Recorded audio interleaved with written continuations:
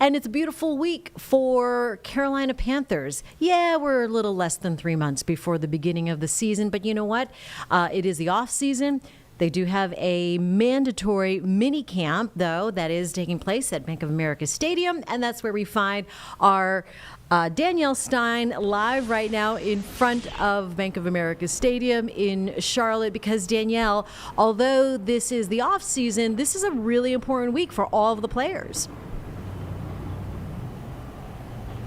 It really is. As mandatory minicamp continues for the Carolina Panthers, every single player out there has something to prove in their own way. There are some, of course, who are trying to make the roster, because we know that by the time the season starts, that 53-man roster will be cutting down. There are, of course, the rookies who are trying to make their positive first impressions.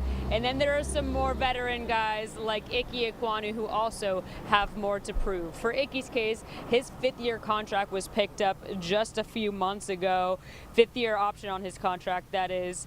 The former first-round pick started to get into his full form last season after he did struggle through the 2023 season. 2024, though, he started to really turn it around. A lot to do with his mindset, seeming to have grown a lot from when he was early on in his career to now. And as he continues to move forward, he hopes to get a longer-term contract and stay in his hometown. And he is hopeful that this one right here could be that breakout year, which is something that he embraces.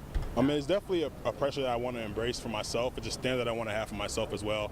And also I know that, if I reach my personal goals, which that being, Pro Bowl, All-Pro, I know that as a team, we're going to be that much more successful. So I feel like my personal goals and the team goals definitely go hand in hand. And I know as long as I'm doing my job and the five guys up front are doing their job, we definitely have a chance. And Danielle, Ike isn't the only one in his position returning for another season with Carolina, hoping to have this position, right?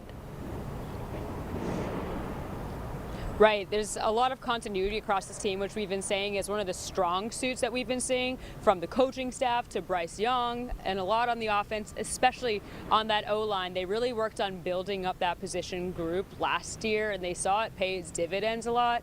All five of the starters on the O-line last year, with Modem, with Hunt, who of course had a fantastic year last year, Lewis and Corbett, all of them will be back for another season. So Ike was telling me yesterday that it's really positive to see that the front office really believes in them as a unit, keeping them together as they keep that chemistry building and have some even more time to work together coming into this new season.